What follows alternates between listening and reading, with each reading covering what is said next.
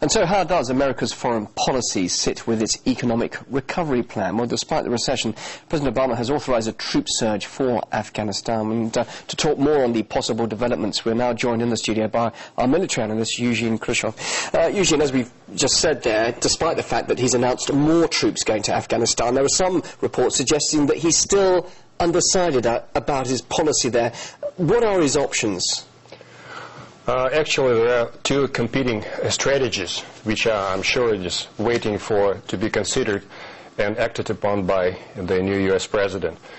The first, which was leaked just recently by Middle East Times, a so-called conceptual paper, which came from Central Command. Supposedly, it was offered by CENTCOM Chief General Petraeus.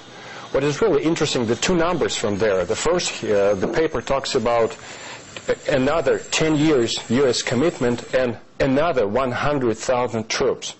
If that's the case, well, this overall concept is very similar to the Soviet approach to Afghanistan 30 years ago.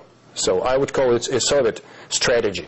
Another is what I would call the British strategy, is divide and rule, which is trying to pitch one tribes against each other and to cancel out all this insurgency all along Afghan-Pakistani border. In the meantime, the strategy which he inherited from Bush is beating around the bush or spinning the wheels, which that's what has happened, and that resulted in a total stalemate, which is universally acknowledged by all NATO members. The problem with the so-called Soviet strategy, the long-term open-ended commitment is aimed at nation building, is limited for economic reasons as well, I would say, for political and economic reasons. As Robert Gates, Secretary of State, said a couple of weeks ago,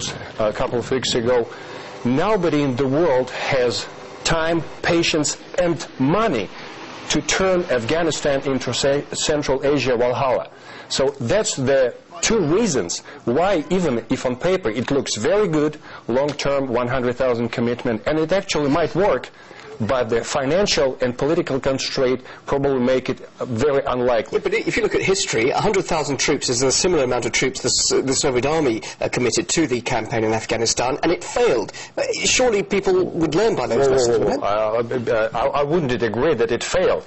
The major difference between, say, 100 Soviet presence and American presence is that in Soviet times everybody was fighting against the Soviet Union nation building in Afghanistan.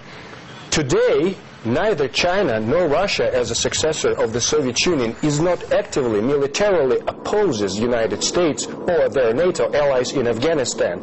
Though they have different positions, at least they are not preventing Americans to succeed.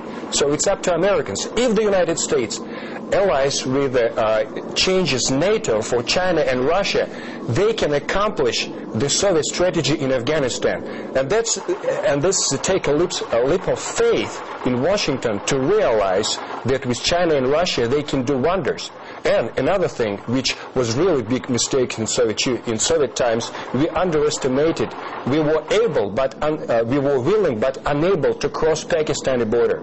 For the United States, it's an FPAC strategy. You cannot resolve Afghanistan without Pakistan. FPAC strategy with Russia and China. That's the key to success. Okay, Eugene, thanks very much indeed. That's our military analyst, Eugene Khrushchev, here in the studio.